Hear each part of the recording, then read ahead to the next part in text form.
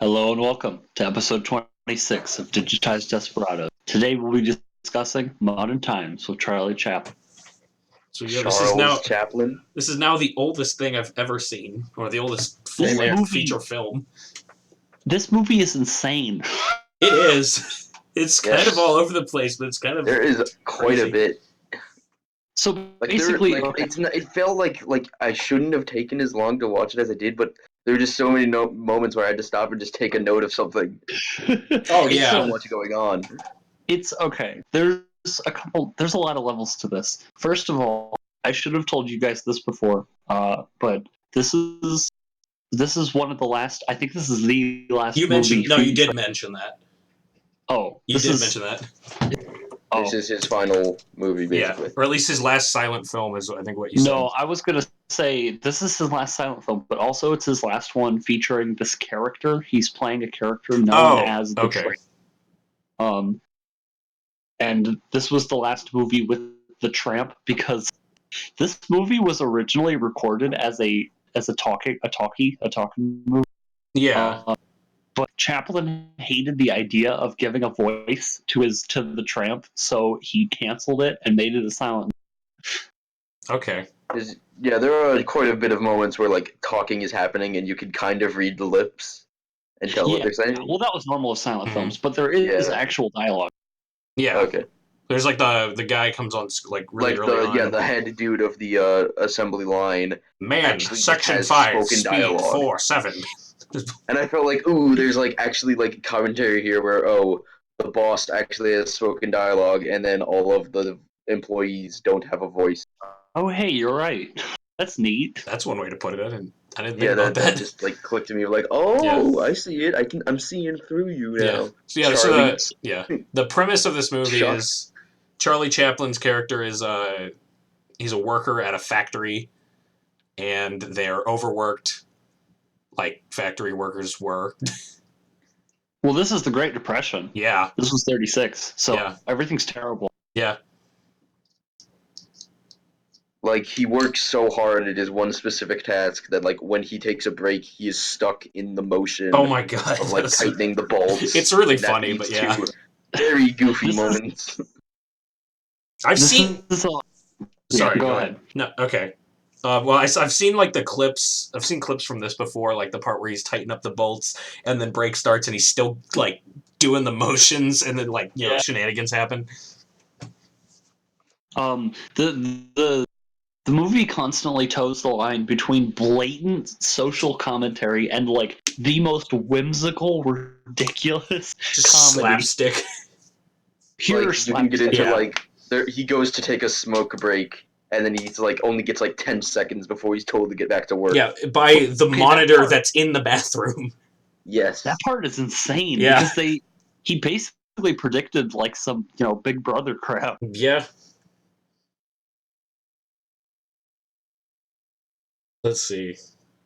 So basically, this follows the story of the Tramp, and him trying to find a stable job, trying to get money. This is Depression era. Nothing's good. He eventually crosses paths. There's almost a dual narrative with the woman, who I believe has a name, though they don't say it. The Hang on. thief. That's all I called her. She's referred to as the Gammon. Which is a phrase meaning like homeless woman. Okay. Yeah. Homeless woman. Okay, Yeah. but apparently, like in the script or something, her name is Ellen, so we can call her that. Okay. Okay. What, you don't like woman as the word? I mean, they do. All they call her is Gammon Yeah. within the movie, but I like Ellen better. Yeah. Uh-huh. So she is just doing things to survive. She doesn't really care about money, not at 1st. She just wants to survive. Yeah, she's just her dad homeless. is murdered. Yeah. Yes. It's vague. I didn't realize he was murdered, but like, yeah, he just dies at least. No, there's a gunshot. There's Oh, a okay. gunshot. He's I didn't notice killed it. by presumably the police during a riot or a protest. Yeah. Yeah. But a lot of it is following Chaplin, who is both horrifically. He's bad. He's bad at everything he does. He's but just completely entertainingly. incompetent. Yes. Yeah, incompetent. That's the word. He's trying to get a job, but then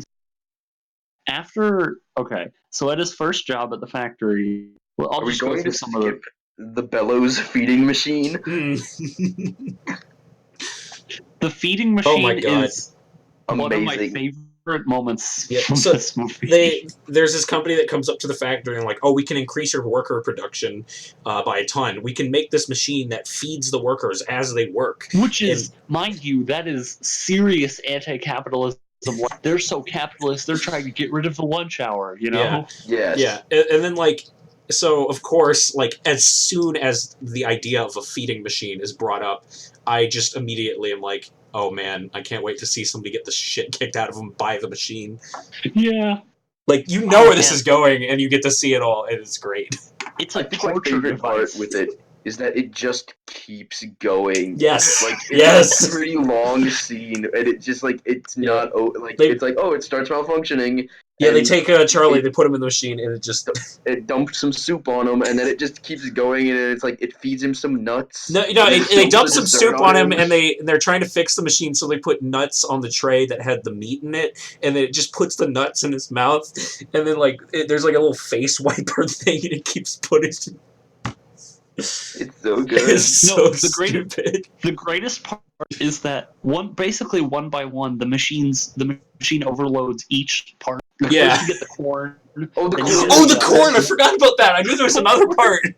It gets the corn is just rotating in his mouth, and it eventually just goes It crazy. just goes Starts, way too fast. like drill fucking crazy speed, and like Chaplin's head is like stretching It's back like, and forth as it's going so fast, and like the sound effect for it is just getting like quicker and quicker sounding as it whirs harder and faster. It's just like, oh no, the corn! The corn is spinning.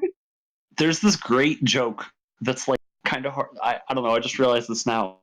In the beginning, the mouth wiping machine works fine, and it continues to work fine. But then it's the last thing that breaks. Yeah. There's another thing I liked about it is like in between every bit of the machine fucking up, it has to rotate the platform to spin around, and whenever that happens, after it starts fucking out, Charlie's like. He's like, getting beat, his face beaten up by the machine, and then he looks over to the guy operating it like, what the fuck are you doing? And then he quickly gets thrown back into whatever bullshit's happening. Like, he just gets a beat break of like, oh man, that was crazy, and then it just continues. Whoa. It's just like audio just went fucking nuts on my end. My audio's taking a dip. All right, we're back. Discord just shat the bed for a second there. That was weird. Blame Discord. Yeah, blame Discord. I mean, when this gets posted, it'll be fixed, but it will be. No one will care. Anyway, we were talking about the food machine. I think still. Yeah. That's one of the best gags in the whole movie. It's fantastic. I mean, I love the whole movie, but the food machine is great. And then afterwards, he is driven insane. Oh yeah, he goes to like a mental hospital for a day. He does. He actually goes. They're about to arrest him. Right? Like everything he can see. Like he's on getting people on the nose, and like he starts chasing women. Yeah, I said, oh no, Charlie, no, not the woman. Charlie, no, not the fire hydrant. Charlie, no, not the other woman. If you notice, Chaplin has been driven insane and is now causing total chaos. The buttons on the coats of the women, they're all hexagonal. They look like the things he has to tighten, the bolts he tightens. Yeah. And he starts running after them. It's really horrible, but it's also really funny. It is. It's done in a goofy enough manner where he's just lost his mind. But because I mean, I imagine that happened. People got super stressed out in the factories and just went nuts. And this is in the same sequence where, like, right after that, he's just lost it because he's getting chased around by a police officer, and then he goes back to the factory and just starts pulling random levers and shit. Oh yeah, no, that's a very fun sequence too. Like, because then he gets up on like the hook and starts getting dragged around, and like the like the fucking what is it? Oh, there's like the really buff shirtless operator. Yeah, that. And then there's also like the giant machine. There's like the fucking generator in the back just catches fire, and I'm like, Charlie Chaplin's character is a terrorist at this point. He just actually sabotaged wrecked the factory. And oh my god, the chase sequence when he's at the conveyor belt assembly line. Yeah. Oh, And he it's so starts good. speeding up and stopping it. When he speeds it up, they all get back to work. Yeah. It's They're like great. they are too invested in like having money and not dying to care about this guy actively destroying the workplace. Which is, I think it's brilliant because it's simultaneously this like hilarious slapstick, but it's also like really depressing, Yeah. Great That Depression They see the commentary. conveyor belt moving and they have Mhm. to work on it. Another thing I noticed is like That. I figured out how that conveyor belt work. It's literally just a closed loop. Like you can see the bottom of it, like just barely. For sure. It's interesting to see how a lot of this stuff works because I have seen clips and stuff. I'll get into that later for a different. Yeah, same here. Yeah. There's one thing in particular. I've never seen anything of this movie before. I've seen other Chaplin movies. They're great. And then I also did see the part where he, during that sequence, he gets sucked into wherever the like thing they're working on, and he gets like into the gears. I've seen that clip before. It's just it's pretty simple. He's just like snaking around this weird thing, but they reverse the footage. It looks so cool. It does. It looks really good. It's a really cool set that they use once in the whole movie. That's the thing I gotta remind myself with this movie is this was 1936. So much of this looks just like really nice, really good. This was like a new, like a remaster, like of course, but I just meant in terms of footage, just like affects the footage and just the movement and stuff. It's just like and camera work. It's just like wow, the camera work is really good. Yeah, just really good. And Chaplin was director, lead actor. He composed the music. Yes. The music was pretty good. Also, the music was great. Yeah, some of it got turned into pop songs. I didn't even know that. Anyway, let's move on. So he goes insane. Eventually, they're going to arrest him because one of the women he chases goes to the cops. It's really funny because he's chasing the woman and she's definitely concerned, and then suddenly there's a cop on the road. Yes. And Chaplin is like, "Oh no!" But then he's arrested and sent to a mental hospital. And the way I read it is that I thought he while he was in the mental hospital, he just missed the start of the depression. Because it feels like he walks out and the whole world has changed. I don't know. I don't think so. I think he's just having flashbacks because it's all fucking like crazy now. Like he goes back and the doctor's like, "Take it easy," and he's back into the city, which is just apeshit. And he So he immediately gets caught up in like a mob. Oh yeah, no. He accidentally becomes the ringleader of a unionization rally of a communist rally. He becomes the leader, and he is the only one who is arrested because the cops come to break up. It's all because a truck passing by dropped a flag, and he started like picking up the flag, and he's like, "Oh, you dropped your flag!" And he starts waving it, and the fucking rally happened to be timed right where that was. So he's in the front waving a flag, and literally he's only arrested for this. So this is arrest number 2. No. Yes. You see, this is weird because this is arrest number 1. He wasn't arrested before. He was brought to a mental hospital. Okay, but the cops took him in. But okay, he didn't go to jail. Proper prison. I just think it's funny that he doesn't go to jail for sabotaging and destroying an entire workplace. And also, but he does go to oil, squirting grease into people's faces. Yeah. But he totally he assaulted an officer, but no. Yeah. He goes to jail for being accidentally marked as the leader of a communist faction. Which is also simultaneously hilarious and also kind of good commentary. Because Red Scare is also very much a thing. Stuff like that. Anyway, the next scene is when we're introduced to the woman, which she has a whole plot where she has sisters and her mom's dead and they're poor. It's all right. It's kind of whimsical, and I like the first scene because it's just her like cutting up the bananas. Oh, yeah, she's just in her mouth. I just have thief banana woman. Yes, it's nice, but it's not. I like it. Really funny. But then it cuts back to very quickly, and then you get held as a communist leader. Our innocent victim languishes in jail. This part is the most crazy. Yeah. So goofy, I love it. Accidentally does cocaine in prison. Yes. So yeah, they're doing. There's people looking for smuggled cocaine in the prison, and the guy that smuggled the cocaine was sat right next to Charlie. Dumps it into a salt shaker. Yeah, he dumps it into a Charlie salt shaker puts and then all over his leaves. food and Yeah. bread, and then he ingests it, and he then eats the cocaine. I thought it was crack, but yeah, crack salt. No, we now have crackhead Charlie Chaplin in prison. And what he does is he proceeds to stop a jailbreak. Yes. He thwarts a prison break with crackhead reflexes, like he He dodges gunshots. 7 bullets and then slams And then 2 guys' heads into slams doors. all of the escapees head first into a steel door. He has a That's his really only fighting intense strategy is he just walks them over to the door and slams their head into it. It's a really intense, like chocolate reminiscent fist fight. Yes. At least that's what I thought of. I thought of Kill Bill because of the way that he slammed the dude's heads into Oh, doors. Yeah. Like that's his only fighting move is he just takes them over to the door and smacks them with the door. If it works, it works. He frees the police that were held hostage, and then he's rewarded. He's praised. Yeah. He's pardoned for his crackhead heroics. Yeah, he's let go because of this, and he's like, I like it here. Yeah, and then he spends a good chunk of the rest of the movie trying to go back. Which is great commentary, but before he gets let out of jail, there's this really weird scene where he's in a room with like the prime minister's wife, and both their stomachs. It's the minister. No. This is when he's getting let out the first time. Max. Yeah, it's the minister as in the priest. Okay. Cool, but still, yeah, his wife is sitting there, and they're just not saying anything, and both their stomachs start rumbling.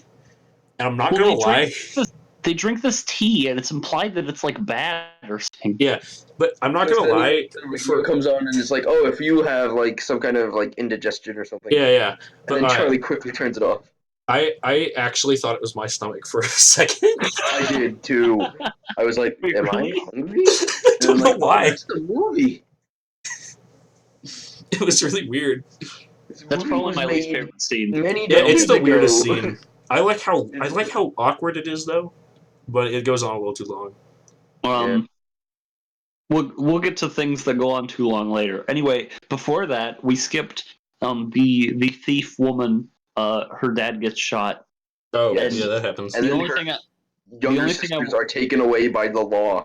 The only thing I wanted to note about that scene is that it's actually really well acted, which it's weird to say, but this whole movie is very well acted. I think Charlie Chaplin has a great presence, but the woman, she goes up to the body, and it's not too obvious that it's her dad because he hasn't shown up very much in the movie. He's only had one scene, but she gives this line delivered. She says, "He's my father," and it's so easy to see.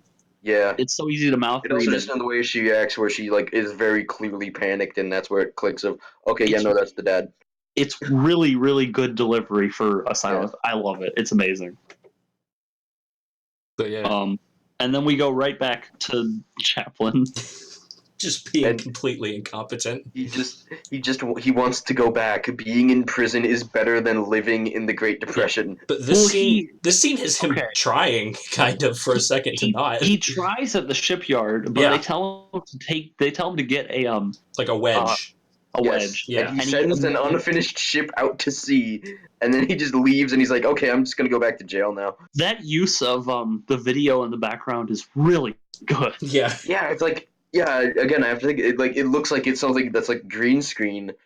Yeah, but this is the 30s. I believe what it is they have projector playing the video, and he has just some props in front of it to blend the scene better.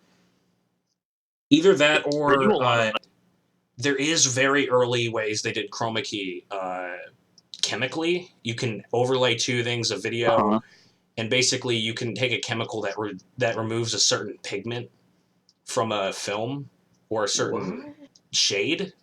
I saw this in a documentary about very early stop motion that was used as CG. It's really weird. Cool. Yeah, I'd look into it. Apparently Disney has a patent on a very, very specific way of doing that. It's weird.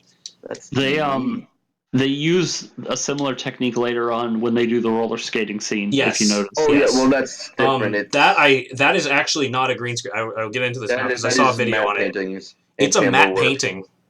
Oh, seriously? Yeah, it's a I matte saw. painting Yeah, and camera trickery. there's like a That's video insane. about this. I've seen it before. Yeah. That's like the second I saw that, I was like, oh, I've seen this. That's so cool. And That's basically, a great scene. they show what their setup is, and basically, it's a matte painting in front of the camera, and then on the ground, there's a bunch of wooden planks telling the actors where not to go past. Mm-hmm. It's really cool. Oh yeah, no, that was like matte paintings were like a common thing. Like I know in the original Star Wars movies, like stuff like Jabba's palace and other like big scene shots were just paintings. I mean, that's also a 41-year difference. Even they were still done. Still, like, that's just an impressive thing that you can just make something that looks like so realistic, and it's just a painting and some camera work. It's so cool. Anyway, so Chaplin messes up the shipyard, so he goes on in his quest of trying to get arrested. He goes to a cafe, orders a ton of food, and then does not pay for it. Well, first he calls up the cop. You skipped a thing. Oh wait, the bread. Oh wait, the bread. Yeah. First, he finds the woman who is stealing bread to live, and he takes the blame. But someone is a good Samaritan, and it's like, no, it was the woman. Yeah. And Chaplin's like, ah, God damn it. Now I gotta do something else. And also, he has this like gentlemanly hat tip. He's like, here you go. I I'm think he a good tips person. it, and then he like winks at her when he Yes. takes. Yeah. And so he goes to the cafe. Oh and yeah, I have the note is it's a woman's cafe or something. Yeah, I actually have the note of. He says he stole the bread and not the gamine, not out of kindness, but because he wants to go back to jail. So it's such a it seems like it's such a he's doing it because he's such a nice person. It's like no, he just wants to go back to prison because he enjoyed his time in prison. And then after he's at the cafe where he goes to pay, he sees a cop outside. He taps on the glass and is like, "Hey, can you come in here for a second?" And then shows him that he's not paying. And he's like, "Hey, look at this check. I'm gonna hand it here. I'm not paying. I don't have money." And then he goes, and they go to a little stand, like a market stand. And while the cop is calling in his friend, Chaplin just starts taking from like a little shop. Yeah. Like, he takes a cigar and smokes it. And then like gives chocolate to these nearby children, and he's just like, take it. And then the cop's like, what are you doing? Like he just goes all in on, I'm just gonna do every crime I can to get arrested. Yeah, so then he gets arrested, and then in the wagon on the way to the jail, the girl is also arrested because they caught her for stealing the bread, and out of fucking nowhere, the car almost fucking crashes or some shit. It does crash, and they get they go out the back. Yeah, like the video was like two actual cars like going way too close to each other. They have like real footage. It's just like holy shit. And then you have our two protagonists escaping off together, even though Charlie doesn't want to. Yeah. And then they have this weird. So Charlie and the girl start talking for a while, and they're like imagining a life together, and they have this just bizarre dream sequence. The imaginary what if and he's still a fucking living happily together as basically like a man and housewife, and they're oh my god, the cow all dressed up and living in this nice house, and then Chaplin calls a cow in to give him milk. He doesn't milk the cow. He like snaps his fingers and points at it, and it starts just milking into a bucket. It's like a hose, and it's so good. It's so weird. He's just eating food that's just in like the windows. There's like grapes and like a mango, lemons and grapes, and he's just picking them from the trees out the window and eating them. And it's so goofy. And then they at that point decide, yes, we're going to live a happy life together somehow, some way. So at that point, he becomes like a night watchman at like a department store. Because before one is injured. No, doesn't he? He gets a job before that, doesn't he? No. Okay, so no, it's the night watchman job. Yeah. Where he uses the note he got from the prison that was like, "This is an honest, good man. Give him the work." job he got before that was the shipyard, which was the first thing he did. Right, yeah. Yeah. So then he uses it again for a department store night watchman, which he basically uses an excuse to steal food for himself and Ellen, and then also just to basically go on a date. He or decides just live there. He decides that he wants money now. He does not want to go to jail because he wants to live. They want to live a happy life together. Mm-hmm. And Ellen is very happy because she can actually live a comfortable life. Yes. But anyway, they have this wonderful date sequence where they're going through the floors. It's actually really, really wholesome and friendly. They play with the first toys. They grab a bite to eat, and then they go play with toys, including there's a weird old Mickey Mouse. Yeah, I was like, wow, that just is Mickey Mouse. Yeah, he's there. So and then they go up to the top floor and roller skate, which is where the aforementioned roller skating above the pit scene happens. So yeah, Chaplin straps on his roller skates and is so good with them. He can move. Good. He has a blindfold on and everything.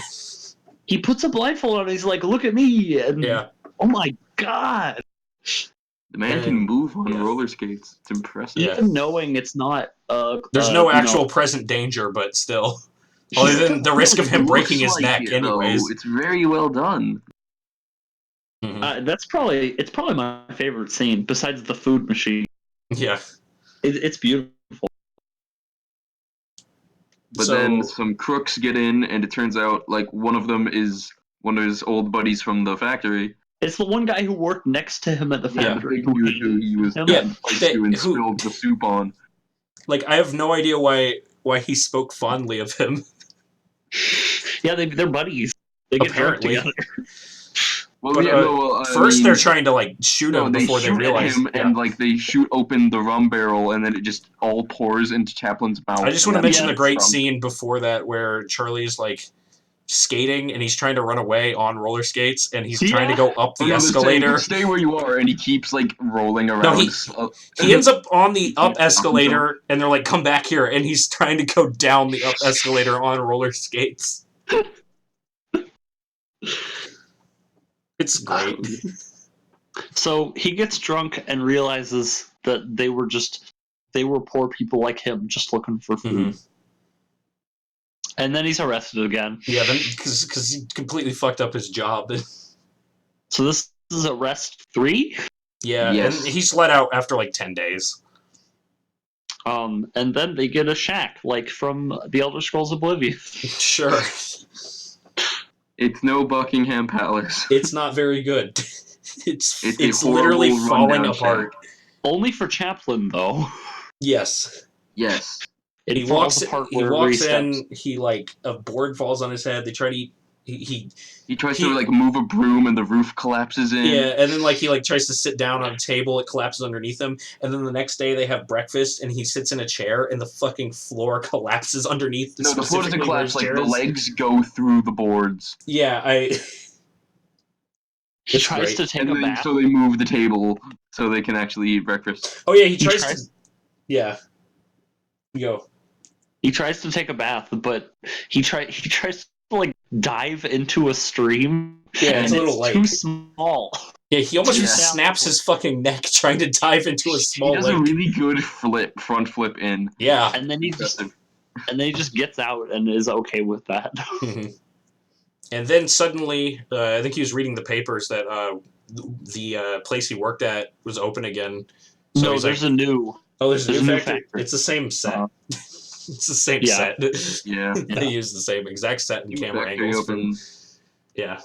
And so he goes with he becomes a mechanic's assistant, at which point he once again fucks things up horribly. He almost kills that man. He basically murders He gets the engineer stuck in the before that, he almost there's like this big hydraulic press thing, and he almost smashes his fucking head.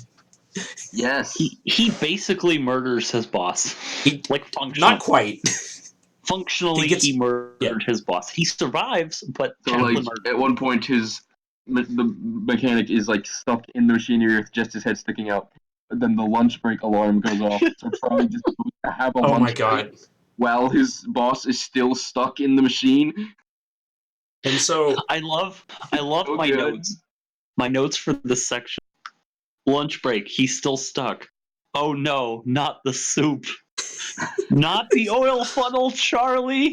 Ah! I have right before that I have the fucking tools in the machine. The fucking guy in the machine. Because like they put the tools in. Yeah. The progression he of events. presses the pocket watch. Oh yeah, like he's like, my family heirloom is ruined. The mechanic's like, my family heirloom is ruined. It's just completely he just kind like of doesn't flat. care. He just doesn't give a shit. Yeah, but yeah, the guy's stuck in the machine and he's like, oh, it's lunch break. Can you feed me my lunch? And so Charlie gets he needs to give him his soup. So he gets a fucking oil funnel. Okay. His lunch is the most complicated. Oh my god, he uses the chicken or the rabbit or whatever. Yeah. The what? And he dumps it down the meat into his mouth. Oh yeah. Instead of the funnel, because the dude is like, don't use the oil funnel. And I just have a note here. I just said 2 force feeding scenes in one movie. Yeah. Yeah, but he asked for the second one. I'm just gonna say, for those that watch both of these, keep this in mind for the next thing that we do. It seems to be a theme. Yeah, it just is a weird theme that's in here. Unintentionally. Yeah, for part 2 of this, just keep it in mind. That's our similarity between the two. Besides jail. Yeah, jail. Yeah, jail and force feeding. It's not a good combination. Unfortunate. But then, yeah, Charlie, after all of that shenanigans, Charlie is... Oh, wait, no, he's not fired. The workers just go on strike. The workers go up to the engineer after he's freed, don't worry, and they're like, hey, just let you know, we're on strike. Yeah. And then Charlie is just walking away, doing as he does, and then he accidentally catapults a brick into an officer's head. I missed that. He does the stupid, you step on a rake and it hits you in the face, except instead of hitting him in the face, it throws a brick at a cop. You see, like, I must have blinked or something. And then they chase after him and arrest him again. Because I just thought he was arrested for being the leader of that previously mentioned secondary strike. No, he accidentally attacks a cop.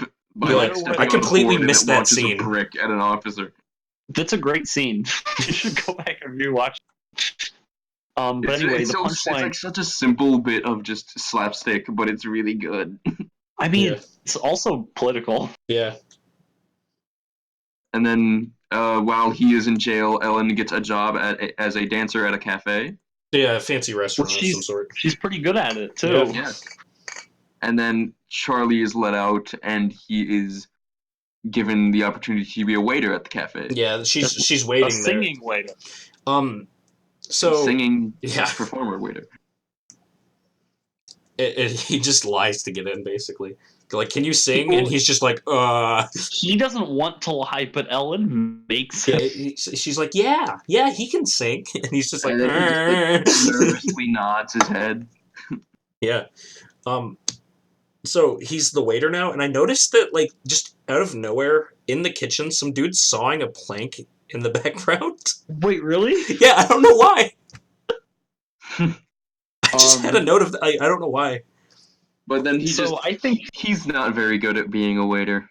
The waiter scene is entertaining, but I think it's the least. I feel like they were padding it out a little bit. Yeah. Because the roast duck thing, it's funny when it starts. I enjoyed him getting stuck in the crowd with the duck. That lasts like a minute too long. Yeah, before that, like, yeah. Because it's like, oh, he's finally about to get out, and then it's like, oh no, it's starting again. I do like the scene right before that, though, when he's trying to get the duck from the thing, and he walks in the outdoor. He tries to walk in the outdoor, causing some chef to like drop all his shit, and then he waits for somebody else to go in the indoor. And so they start arguing, and he walks in and grabs the duck, and then walks out. Well, no, he almost walks out the indoor. Oh, he almost walks out the indoor, and the two guys arguing stop for a second. They're like, hang on. But yeah. Great. But then, as he's trying to get to a man who hasn't gotten his roast duck yet, he gets caught in the dancing crowd. And eventually, right as he's about to, he gets the roast duck caught on a chandelier. Well, okay, while he's in the crowd, the guy who's angry keeps on yelling at him as if it's his fault. Yeah. Yes. But, like, this scene goes on for 2 songs. Yes. Like, it's way too long. The joke is that, like, oh, like, the song ends, and he's like, oh, okay, now I can get it. And then right as he's about to get over there, the fucking crowd starts up again, and the song starts. And it's like, okay, but you didn't need to show the entire second song. It goes on too long. Like, the good camera work, like, the camera raises up to, like, a vertical angle. It's like a proto-Family Guy show. All you can see at that point is just the big, platter with the duck and stuff on it above a crowd of people. Like, you can barely even make out Chaplin. I think the reason why I don't like it is because you don't see Chaplin being a goofball. That's my favorite part. I mean, you get, at the very least, you get to see the plate that he's holding, but there's not that much comedy you can do with that. No, it's too long. I mean, I get that's the joke. And then I think that's the only scene. But he can't remember. Oh, that's the only scene that I almost didn't like. I'm like, yeah, this is weak. I enjoyed it. But then next is the scene where he has to do his performance, and he can't remember. Well, no, before that, oh, he's about to give the guy his food, but he's like, oh, where's the duck? And so he's like, oh shit, it's on the chandelier or whatever. No, it keeps going. And he picks up the duck, and suddenly a bunch of guys start playing Steal the Bacon with the roast duck. They start playing rugby or football with it. They're playing some game where they have to run at each other. It's just it doesn't end. He just cannot get bizarre. The man stuck. And then by the time he finally gets it and he goes over to give it to him, but then he just falls over and destroys the table. I honestly don't remember if that guy gets his duck or not. He does, but it's he hands it to him. He hands it to him after the table's been destroyed. He puts it in his hand. Yeah. But yeah, okay, the next scene is he has to sing, and he's all prepped, but he forgets his line. And I feel like this is a metaphor for him not wanting to do talkies. Yeah, that would make sense. And then you get him. Ellen tells him, "Hey, write it down on your cufflinks, and you'll remember." And so he writes it down on his cuffs, and then he does a little dance move. And dancing, he immediately just throws them off. Yeah, accidentally. Which is great. So good. They just go flying. Yeah. And he looks over. He's like, "What do I do?" And Ellen's just like, "Just bullshit the lines, dude." And so he's speaking I have no idea what goes on in the scene. He's speaking in actual gibberish with a little bit of French and Italian thrown in. Apparently the song was fairly popular, so people would have known it, but apparently he does a gibberish version of it. Okay. And he's just moving around and dancing around. But people love it because they think it's all funny, like he's doing a bit. Yes. And so that's actually successful, surprisingly. It works. Yeah, and then the cops come in and they're like, "Oh yeah, this girl's supposed to be under custody of the police because her dad just died or something." There's an earlier scene. Scene. We skipped. There's a scene before Chaplin. Very quick scene before Chaplin gets the job where they show a wanted thing. For vagrancy. Yeah. And so then they attempt to arrest her, but then her and Chaplin escape.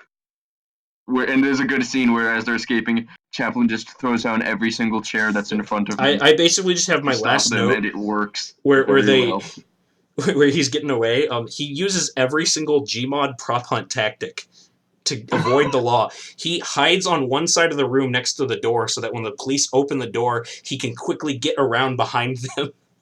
Something that's straight out of that. If you've played that game, you know what I'm talking about. And then he starts chucking the chairs and shit, making it hard for them to walk. Genius. I feel the need to mention that the last punchline is that Ellen is getting arrested and not Chaplin. Yeah. Yeah. What was our counter on Chaplin arrests? 4, 3, 5? 4 or 5. Yeah. One trip to the mental hospital, and then 4 or 5 arrests. Or 4 or 5 times in jail. Yeah. But then the film ends where Ellen's basically on the verge of giving up. She's like, "There's no point. We keep struggling and we get nowhere." And then Charlie assures her that no, we'll make it someday. And then they happily walk together down the road towards the future. Mm-hmm. It's I mean, it's very, kind of a lame ending, but the whole very rest of the movie makes up for it. Yeah. Well, I mean, that's the point. Is again, it's the depression. Hey, we'll make it maybe if we try. We don't know, but might as well try instead of giving up. But yeah, they lived happily ever after. Maybe. I mean, I don't think the character was ever used again. So. Yeah. Yeah. So. But I really enjoyed this. One thing I want to mention is just throughout is the way Chaplin moves is just this delightfully exaggerated way of moving around, and it's just I love it. It's so good. I described it in my notes as it feels like he's on a stage in like a musical, you know? Yeah, but he's just walking around a movie set. And it's interesting because they know that dialogue is hard to do, and also he didn't do dialogue. It's a silent film. However, you can get a lot of emotions just off the way that people look, off the way that they act. It's pretty crazy. Also, there's like a number of scenes where the actors just look directly into the camera. Yeah. Yes. Especially Ellen. She does it a lot. Yeah, she does it a lot. Chaplin does it a few times towards the end. Great, actually. It wasn't a known rule back then that you weren't supposed to do that. Yeah. They're still figuring out shit, so I'll give it to them. But just there's just something about it. Like that's all he needs is just moving around in that specific. It's like that stupid 4-panel comic with the stick figure, where it's like this guy doesn't have any dialogue, but I understand how he's feeling. Yeah. Except that one, he didn't even have any facial features. But it just zooms in a way where it's like, oh, he's annoyed. Yeah. Yeah, I know what you're talking about. For those that don't know, it is a it's a really good, very wholesome 4-panel comic called "Hey, check out how hard I can be." Very, very highbrow comedy, I know. Iconic, you might say. Yeah. But yeah, I enjoyed this too. I think it was a little long, in my opinion. Yeah. I felt it could have been shorter. But I still liked it a lot. I was going in expecting like a fully silent movie, so I was surprised with like just there's music and sound effects and actually like a little bit of spoken dialogue. Mm-hmm. Wait, did you? Was surprised. Oh yeah, I guess you've never seen a silent film, have you? No, I haven't either. I knew they had music because that's always like the meme that whenever you like see like a video that talks about them, they always do like a piano track or something. The piano music and shit. Vaudeville music. Except this actually had the music timed with the scenes very well. And lots of sound effects, too. But, no, this was really enjoyable. Yeah. I see now why people like Charlie Chaplin so much. Yeah, I seriously enjoyed this movie. I've seen other Chaplin stuff. I've seen some Buster Keaton, Marx Brothers, who are another silent film big guys. This is one of my favorites. I loved every second of this. There were some scenes that were a little long, I agree. I think in the grand scheme of things, I think he did a really perfect job of encapsulating both the horrors of the Great Depression, which he didn't struggle with. He was pretty rich at this point. But the Depression affected everyone. Yeah. Less so. This is the back end of his career. So. This is his last. This is not really the back end of his career. This was his last silent film, but not his last film by any stretch of the imagination. He did a lot of talking film. I loved this movie. I think it's close to a masterpiece as far as silent films go. Yeah. Do we get the ratings? Yeah. I'll give it a 9 out of 10. I loved it. It's amazing. I want to give it a 7.5. I thought it was just a little too long for me. Like I think the scene at the restaurant was a little long. I don't know. But I still That's really fair. enjoyed it. I enjoyed it a lot. Like, it just, it's 7 out of 10, but I like it. Yeah, 7.5 for me. There were a few moments that dragged. Like, there was a point where I was like, wow, there's still 40 minutes left in this? Or there's still 20 minutes left? But overall, no, this was a really good time. For your guys' first silent film, are you willing to watch more? Or I would be cool watching more, yeah. That was a good experience, so yes. Yes. Cool. I'm happy. I think this is more the norm as far as it goes, because there were obviously a lot made. The ones that are remembered are like this. All right, cool. So Okay, Showdown. Who is this this week? It's Max. Oh, it's me? Oh, shit. Are you unprepared? I was unprepared. Let me go to my list real quick. All right, yeah, I was completely unprepared this week, but I have now chosen my movie. I have a list, so I'm not completely unprepared. I am now choosing Scott Pilgrim versus the World because I have not seen it. I haven't seen it. I've been meaning to watch this. Like I have. I've played a bit of the game. So highly of it. So yeah. It's on Netflix. Woo. So yeah. Makes my life easy. I'm excited. I haven't seen this in many years. I want to see it again. Everyone talks very highly of this, and I've been meaning to see it. So. All right. Yeah. It's not the most mature of movies, but it's don't care. Great. Yeah, you trust me. The other. Right. I was talking about the other one. The other one would be even less mature, no matter what. Yeah, that's what I was worried about. I'll get into the other one later, but I want to pick that eventually because it's something to talk about. But Scott Pilgrim for now.